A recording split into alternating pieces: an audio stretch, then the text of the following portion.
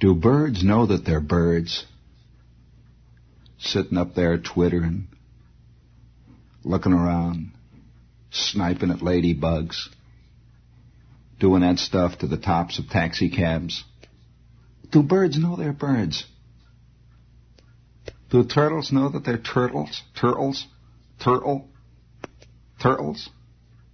Flumming along there, sitting in the sun, sweating, scratching. Does a turtle know it's a turtle?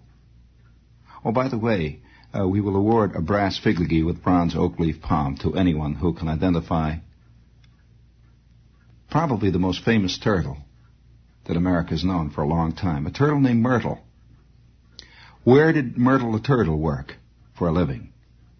When did that turtle, Myrtle, make the big time? Does a llama know that it's a llama? I mean the kind that's spelled with 2 L's, you know?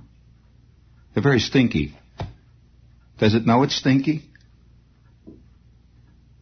Really, you know, it's just a very important point here. Does a camel know that it's a camel? What a rotten animal. Oh, boy, one time if I tell you about the story, you want to hear about the time the camel spit on me?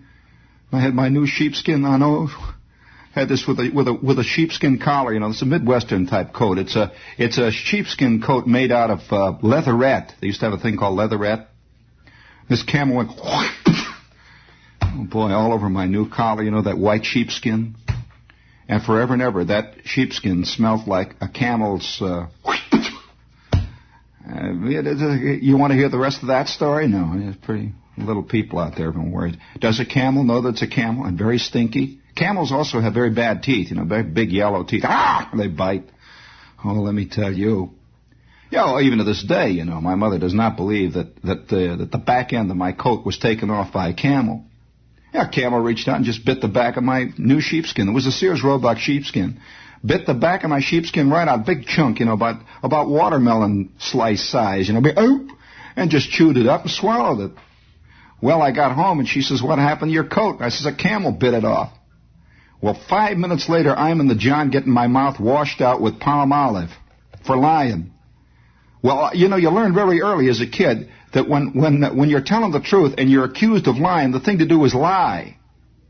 Oh, yes, lie all the way down the world, all the way down the line, because people in our world are much more willing to accept the lie than they are the way it is. You know that, Walt. Oh, absolutely. And to this very day, whenever I see my old lady, she says to me, you know, this is a kind of funny thing. You know, she says, what about your coat? Any camels been biting your coats lately? Ha ha! So, come on, a camel bit my coat. I'm a big man now. I'm grown up. You gotta believe me. A camel bit my. She said, oh. Well, do camels know they're camels? Do they? Do a small-eyed, small-mouth bass know that they're small-mouth bass? Huh? Does a Klotz know that it's a Klotz? Does a lunkhead lumbering through life know that he's a lunkhead? So just a rhetorical question. Does a slob know he's a slob? I don't know, you know? Does one of those cheeseheads sitting in the diner over in Jersey with his 47 Mercury out in front, waiting for a fight, wearing that leatherette jacket that says the Whoopee AC on the back, works down in the shipping department, does he know he's a cheesehead? Huh? A clot? A diner Marty? Does he know it? Does he? Yes, it's time now to look inside of your soul, slob. Are you or aren't you? There's a bird. No, he's a bird. Got it right. I remember that one. What a shoddy farrago. Shoddy, idiotic farrago. Are you there? Does man know he's man? I don't know, sitting up there in the tree scratching. If he does, is his opinion or his impression of him right? Good question.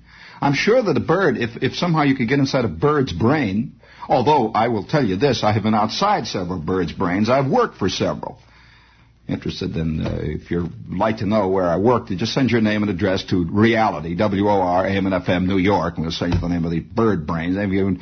Oh boy, I'll tell you more bird. Well, on the other hand, to get really serious about this, friends, and we must get serious at times. There are a lot of serious things in this world today, very serious. Right? Very, very serious.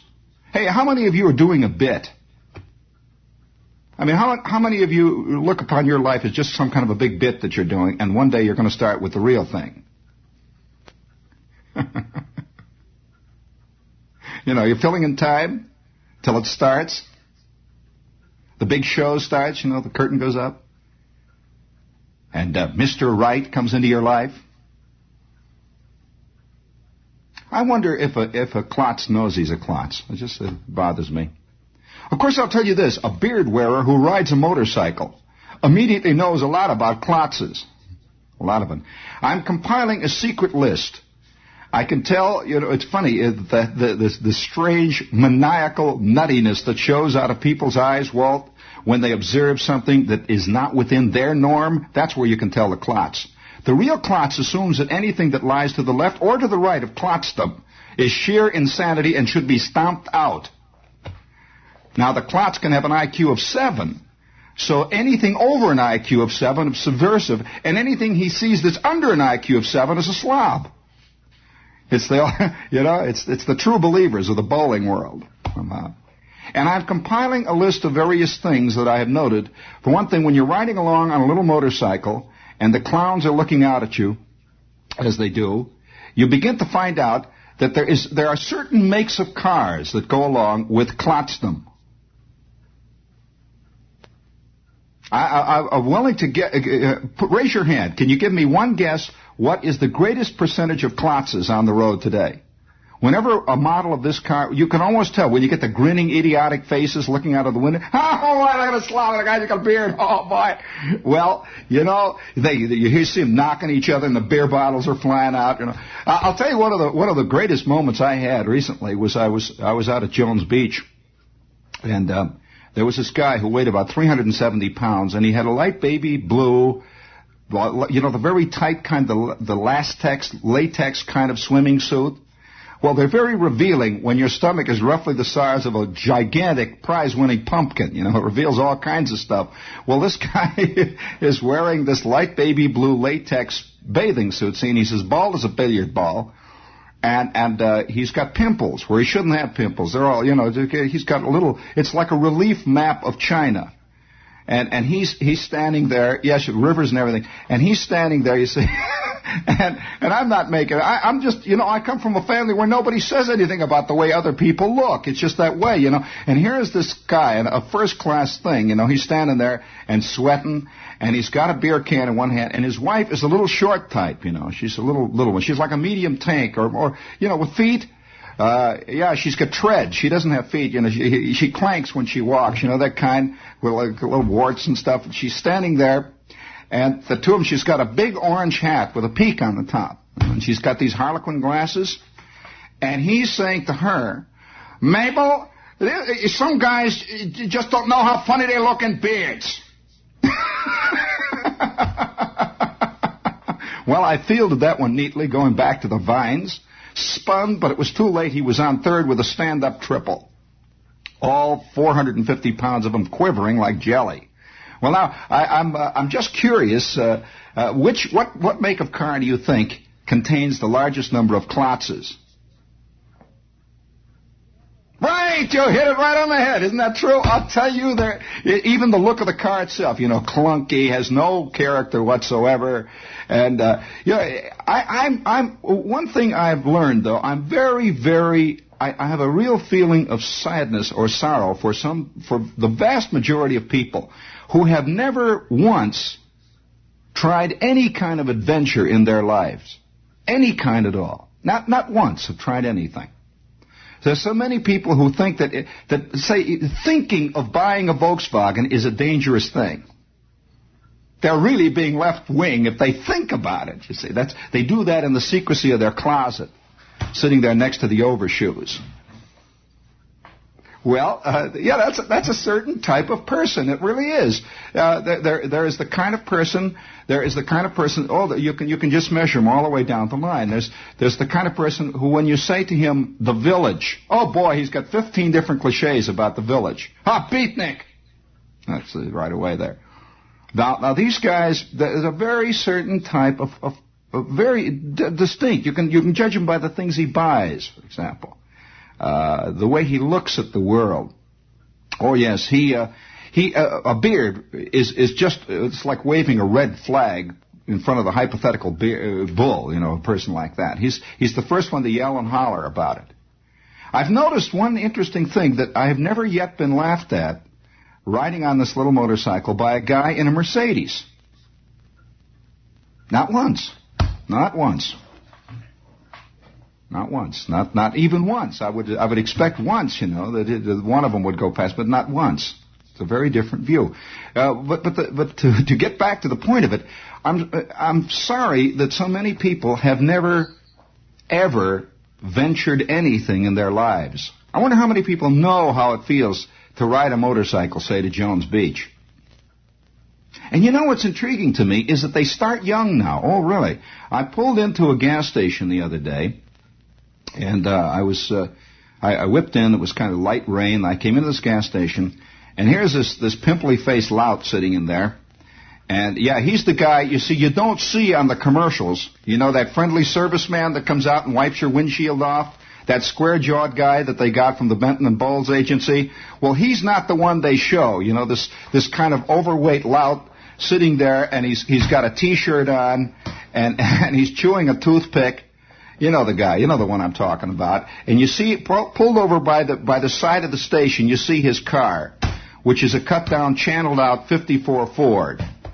And it's got all those little baseball things in the back, all those little plastic things in the back where the heads wiggle. The kind of thing with the little things, and a couple of little plastic hula dancers in the back. Well, this monster of intellect and this paragon of insight is sitting there, and he's in charge of the whole station, 17 pumps. It's funny, this company spends $9 million trying to prove that they have the friendliest servicemen that are on their feet, leaping up, out there to help you. So this lout is sitting on the desk in the place there, and he's chewing the fat with somebody on the phone. He got the phone there. By the way, oil company, this guy ran up a bill, I'm telling you. The chick lived in Cleveland. So he's sitting there, and he's saying, yeah. No kidding. Is that what, Fred? Yeah. Oh, no kidding. Yeah, really? Oh, come on. You're kidding me. Oh, come on, baby. You're kidding, yeah? Well, so, I'm trying to break in on this conversation. My machine is out there in front. And he suddenly looks up, you see, with a look of tremendous irritation. He puts the phone down. I say, well, wait a minute, baby, yeah. Lays the phone down. And he says, what do you want? And I said, well, a little gas there, this little thing there, it has gas. And he says, oh, you're driving that thing? Oh, my God, they wouldn't get me one of them things for $1 million. You're driving that thing? You mean you're riding it? Yes, I am riding it. I'm sorry, I know it's offending you, but I am riding it, and I would like to buy some gas. How much gas that thing tank? He looks at it, and I said, about 2 gallons. Oh, for God's sakes. Hey, baby, I'll be right with you, yeah. He's on the phone, see. Now he's really bugged. So we go out there, and all the while he's putting the gas in there, he's carrying out a running commentary. And I can see next to the service station this fantastic chunk of iron that he's driving, that's got all these little plastic meth figures in the back with the big silly, I almost said it, the big silly you-know-what grin, and all the hula dancers, and he's got the ball fringe all around the back there, and he's got those, those decals they put on the front bumpers, with the lightning and all that. He's got all that, skull and crossbones, all of it, and he's saying, oh, for God's sake, you mean you really tried this, or you wouldn't give me one of them for $1 million? And this big fat fanny thing, he's standing there, so you wouldn't give me $1 million? And he's sort of flubbing around, and he goes, he's lumbering back into the service station, and I get on the motorcycle, and his friend then comes out of the back with the grease gun, and the two of them stand there hitting each other, and the red's, oh, right on, look at that guy, away I go. Well, gas station company, you've got some really good guys working for you out there. But the thing is that's important is that this poor little lout is growing up in a world where he believes, with his little mind there, he believes, this is WOR AM and FM New York. That reminds me. George, association is great. Well, when he is growing up, obviously, this is the way his father is. He gets this from his family. He is totally intolerant of anything that is different from him. Now, if I drove in with a 51 Chevy trailing smoke, flames shooting out of the back end, that would be perfectly all right with him. It would not only that, somehow the world is in its right place. Everything is in its right orbit. I could arrive in there and explode 5 minutes later, killing 27 bystanders. He wouldn't look twice. He'd just fill it up. That's normal life with him. Oh yeah. Now, I'm curious at the large number of people who are totally unadventurous in our world. This is a new kind of security. It's the security of ignorance. It's the security of total slobism. It's the security of not wanting to know about anything else because you get awful troubled, when you find out about these things. It really is. It bothers people. Like one day there was you run into these guys and you can't help once in a while but call them on it sometimes they get very aggressive about it, So I'm having lunch one day and there's about 6 people there and I don't want to get involved in this kind of stuff. We're all sitting around there and there's always one guy who absolutely, completely overrides conversations, whenever you're at a lunch. He's in charge. He's taken over, and he kind of overrides everything. He's a born bowling team captain, the kind. Well, this guy's sitting there, and he's talking about, he says, I'll tell you, all these guys and these little bugs riding around are nuts. All they want to do is show off. That's all. They're just showing off. Find out how you take a caddy. Now, it's the best car in the world. Anyone knows a caddy's the best car in the world. A caddy's the best. Well, I'm sitting there and I'm thinking of the Bentley, and I'm thinking of a few other things that, believe me, I'm sorry, if you think the Caddy is the best car in the world, Dad, you've got a long way to go in your education. Well, and he's going on like that and going on, and 2 or 3, you don't want to say anything about it. You're just sitting there, and he says, "I'm best car in the world, Cadillac." Why? Let me tell you, you get that thing on the highway, and you sit down there, and he's going on, and he looks like a Cadillac. He's got big, broad beam. There's a certain look that guys have that is reflected in their machines. There's a big, broad beam, and he's got that chromium smile. Have you ever looked carefully at that smile of a caddy coming at you? Even more than that, I'll tell you, one of the most sinister smiles is the smile of a Buick at dusk, coming over the horizon there when it's in its mating season. It's just impossible. It's a fantastic big grin there. Oh yeah, and it's got all kinds of things sticking out in front. We could get very psychological and Freudian here with you, but suffice it to remember, this guy's roughly 5'2". And the bigger the car, the better the car. He measures it by the pound, literally by the pound. And the bigger the automobile, the better the car is. Well, he's sitting there telling us how great it is. So somebody finally called him and says, well, J.D., I don't know. I have this friend who's got this 300 Mercedes sedan. There's another guy I know that's got this Bentley. Oh, what do you mean? Foreign cars? What do you mean the foreign cars? Them guys don't know how to build cars. People buy them cars just because they want to show off. It's just I know the status symbol gambit. I know that business. Status symbol. Well, here he is. He's got this light lavender convertible Caddy. And it's got more automatic things. He's got the only automatic windows.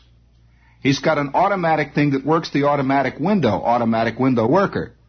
And it's very complicated. I'll tell you, it's a chain of command. You see, and it's connected with the automatic trunk opener. Somehow he's got an automatic trunk opener, and he's got an automatic tire filler upper, and he's got an automatic. It's the whole business there.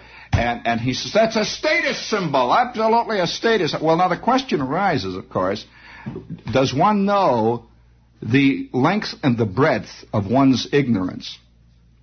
Really, seriously. I'm questioning myself here, not that guy. I'm thinking of myself. You can come out and be so glib about everything. One of the reasons why there's an old axiom that all the really passionate good books are written by very young men. Well, I suspect this is true, and I suspect that it's because of the large areas of ignorance that is in their makeup. That once you begin to learn about the length and the breadth and the depth of the ambiguity, it is very difficult to blame the things that you can blame when you're 12 years old. Like I can always tell a writer who is totally immature who uses society as a gambit. It's rotten society. This is a 12-year-old writer. He may be 100 years old, but he's a 12-year-old writer. Isn't that true? It's a funny problem. So I'm beginning to believe, and the we and the them syndrome. This is also a kid thing.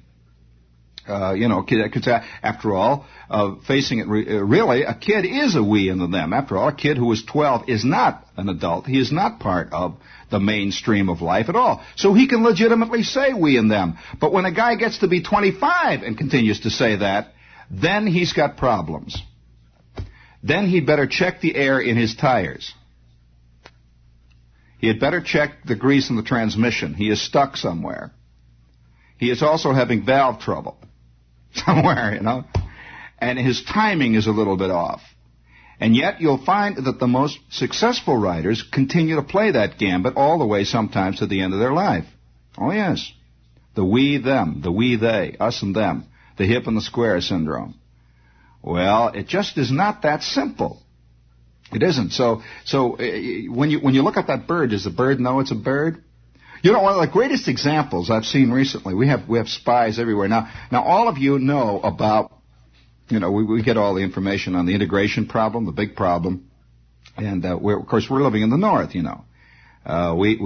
read the Post and the Times and the Trib and the Journal, and we read the Reporter and all that.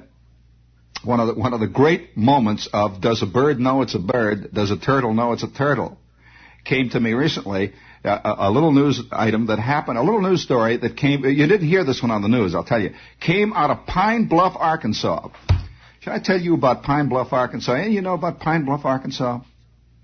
Beautiful town, it really is. It's a true, to a New Yorker, it is a true piece, a true slice of Mark Twainiana. I can remember when one of the great moments in my Army career happened in Pine Bluff, Arkansas, if you're interested in that. It was a wild 2 weeks that I spent once in Pine Bluff, shuttling between Pine Bluff and Fort Smith, Arkansas. Now, there is a river that hangs down there that runs past Pine Bluff. It's called the Arkansas River.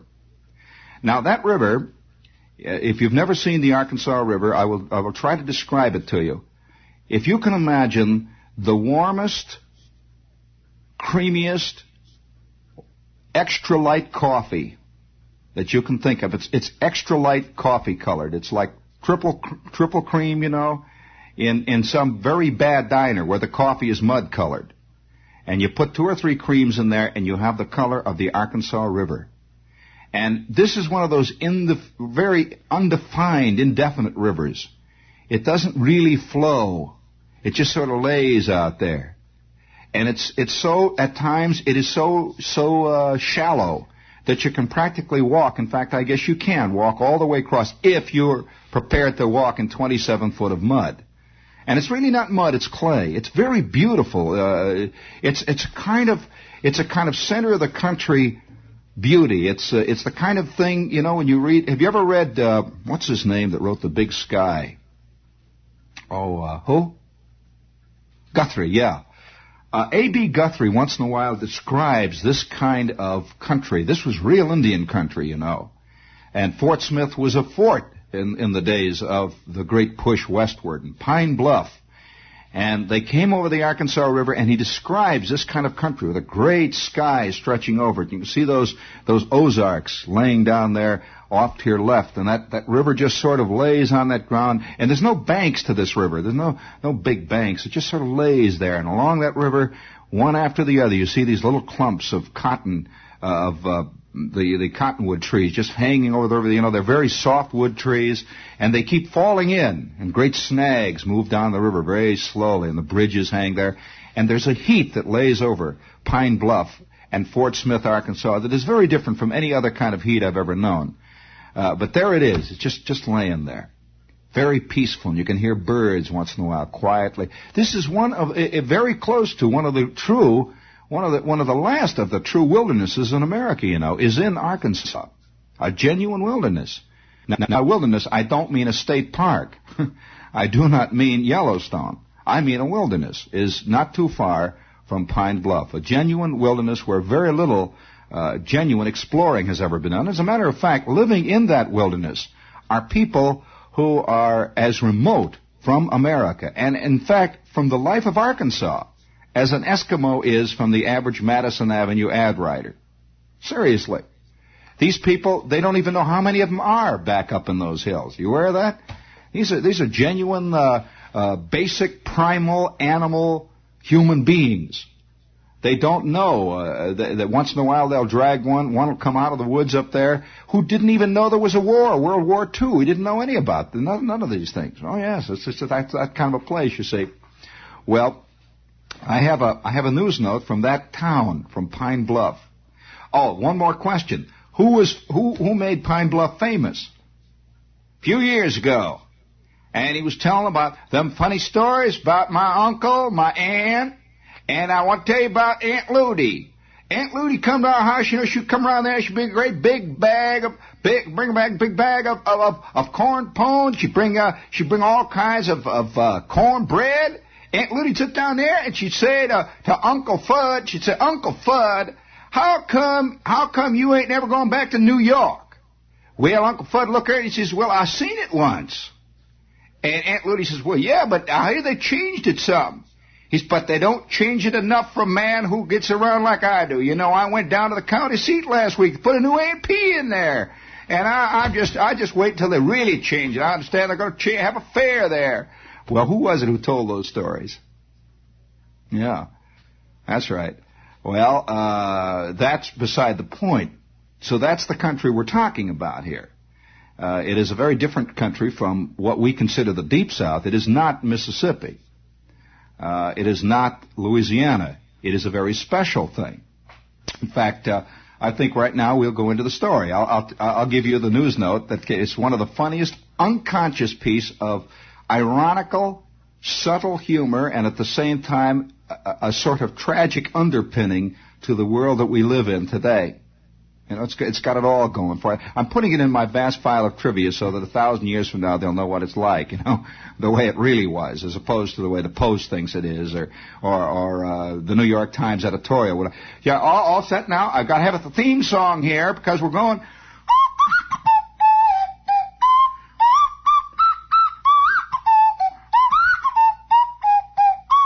Well, I'm mighty glad to see all you folks here. And this is Jack Watkins, and I'm broadcasting here from the mighty voice of Pine Bluff, and we've got the top news stories of the day. And, of course, the top news story that everybody's been talking about here in town of Pine Bluff. In just a moment, we'll get on with that news story, but we'd like to give you a word of advice coming from your favorite oil heat dealer. For those of you who've been having trouble with getting stopped up drains in your house, get in trouble with all kinds of cropping, creely things getting into your drains, I suggest you call Luke Short. Call Luke Short at Pine Bluff 70924. You call him up and tell him Jack sent you, and they'll be right on their way. Well, now let's get on with the news. Carleen Gale Oler of St. Louis feels that she has been a victim of circumstances. Miss Oler, who is 25 and white, was arrested with 21 Negro demonstrators at McDonald's Hamburgers at 1300 Main Street Monday night. And by the way, they have a very good cheeseburger down there. She had surprised white spectators and the demonstrators by appearing to ally herself with the demonstrators during a stand-in. She was jailed with the 21 Negroes on a charge of failing to leave a business establishment when asked to do so by the management. She said yesterday that she had no connection with either the Pine Bluff movement or the Student Nonviolent Coordinating Committee, whatever that is. She told her story. Monday evening, I was returning from a picnic with my hairdresser and his wife and family at Oakland Park. McDonald's is on my way home. I drove in to get a cup of coffee. I drove between the paddy wagon and the demonstrators because that is where I always park, behind the north door, when the policeman asked me to move my car. I did. I went to the door at the customer service area. It was locked, so I went in the side door and I got the coffee. I came back, and the first thing I know, I was arrested, and I was being loaded in the paddy wagon. Miss Ola calls herself a high-fashion freelance fashion coordinator model. She says she is affiliated with Mr. John Robert Powers Models of New York. She has press clippings, by the way, to back up her claim. She is known as Carleen Jones in the fashion world and gave that name to the police here in Pine Bluff when she was arrested. Miss Oler was reared by Mr. and Mrs. John L. Jones and took their name. She has never been legally adopted. Her foster parents have lived in Pine Bluff for about 2 years. Most of her clippings called her a fashion coordinator and television personality, and she is a former Miss St. Louis. Miss Oler said that she had never been in jail before. It was a torture chamber, she said. They wouldn't let me see my family or my lawyers or even give me a drink of water. An 8x10 rug wouldn't have fit into the cell, and there were 12 others in there, too. The latrines was running over. I have poison ivy, oak, and sumac on my legs. They wouldn't let me have my medicine. She said the police had also done a lot of staring at her. Miss Oler said she was a student of the Bible. She attended Midwest Bible College in St. Louis in 1956, and a friend said she was a regular church attender. I had been in town less than 24 hours, and the thing happened.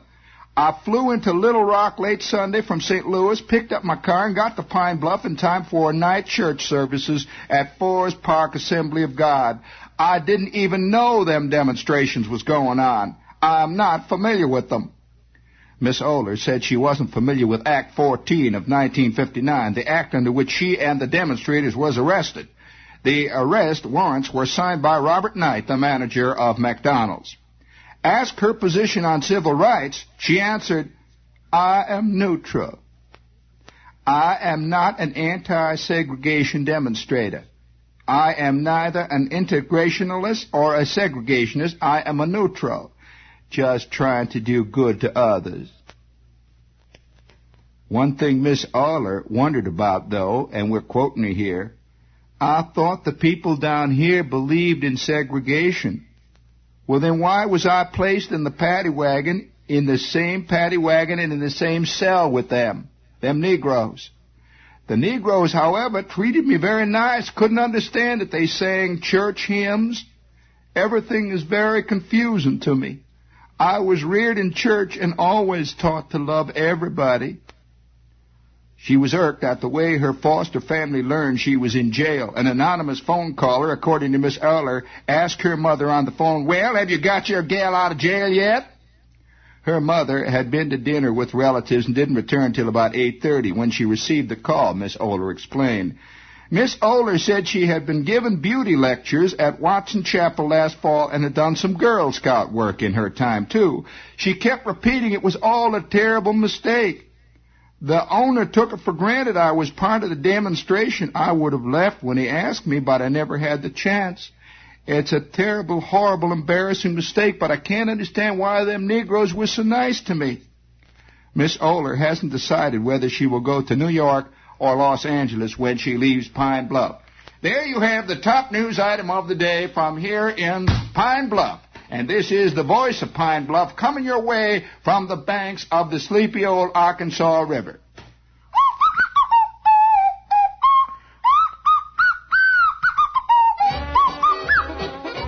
Oh, let's go, gang. Oh, in the shape of showers. Well, come your way. Hold it there. Just thought you ought to know that there's a lot of confusion going on out here. Now, how's that for a significant item? It's all very confusing.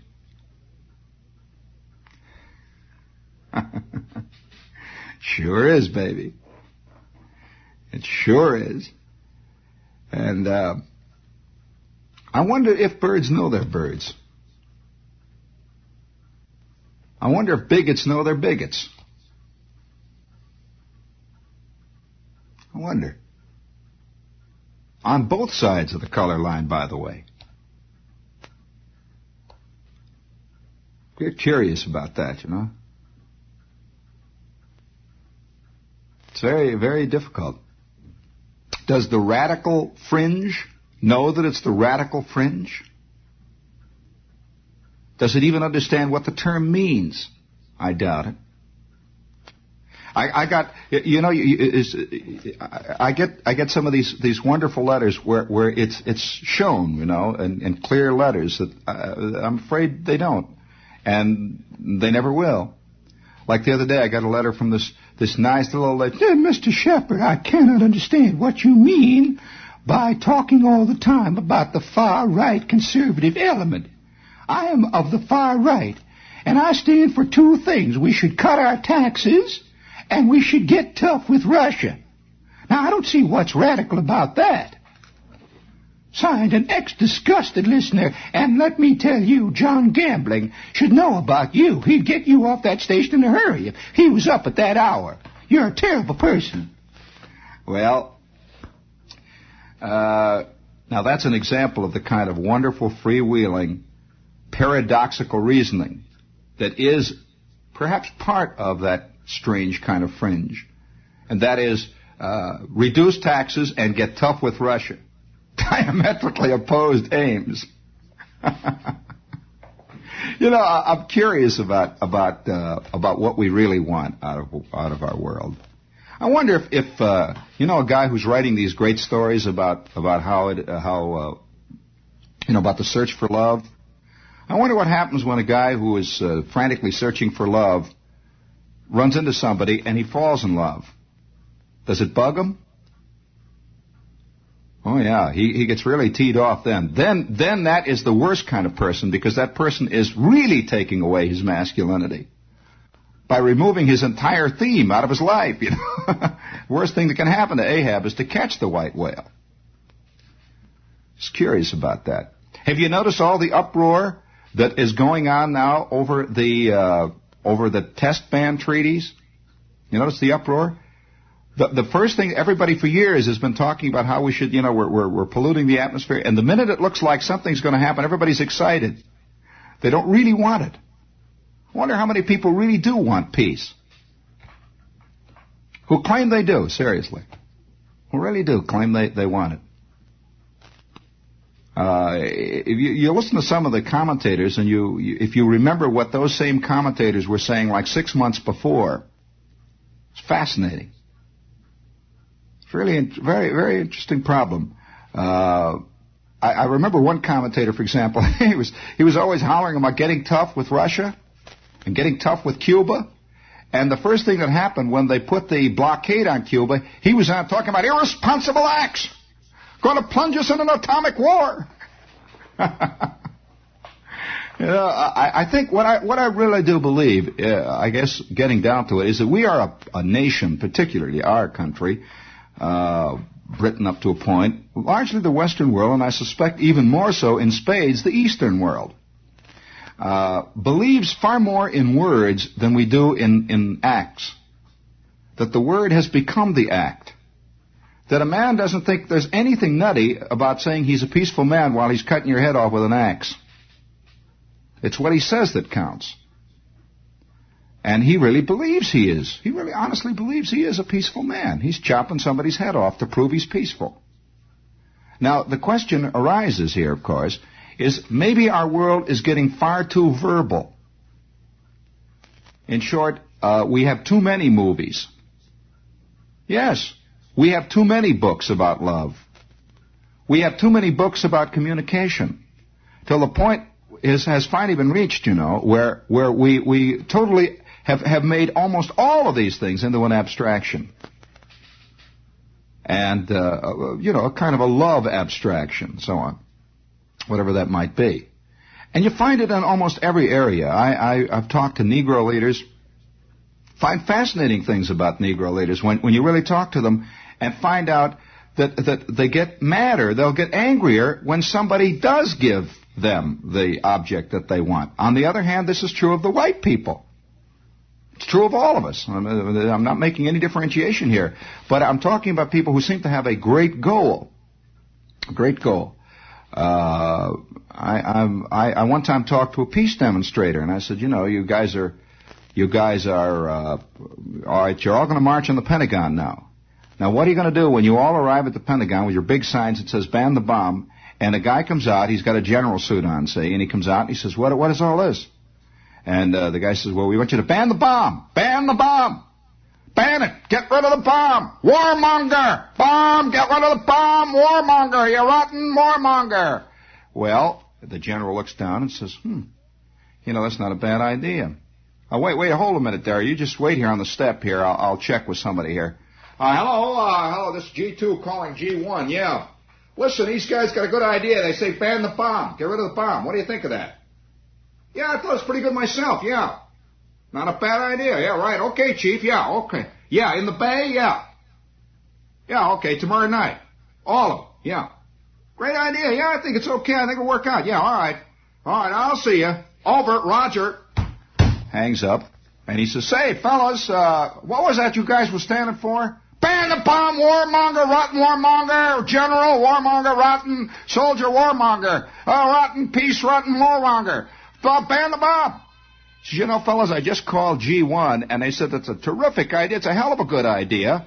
And, in fact, tomorrow afternoon, we're going to throw every last bomb in the Bay in 10,000 feet of water. It's a very great idea. In fact, we're going to do it. We're going to throw every last bomb. There would be a long, pregnant pause, and the leader would turn and address his fellows. "Warmonger! Now you know how rotten, lying, rotten son of a gun this guy is. Warmonger! He's a warmonger! Ban the bomb! What a rotten warmonger! You hear that? That shows these guys don't know the meaning of honesty. You see that? Warmonger, rotten warmonger!" And within 5 minutes, there would be more eggs. There would be more burning things. There would be more people, believe me, really bugged. Really bugged. Because they would have discovered one of the great life principles of the 20th century. Never do what you say you're going to do, and never really want what you say you want. Because you're liable to get it. And that's going to take the wind out of the whole sails, and the whole fight will collapse, and it just is no fun without a fight. You know that. You know that. Warmonger, rotten warmonger, oh, a peaceful war. Yeah, turncoat. Well, and everywhere you look, there are turtles, and there are rabbits, and there are birds. I wonder if a Klotz knows he's a Klotz. You wonder where the outlines are out there, or if there are outlines at all.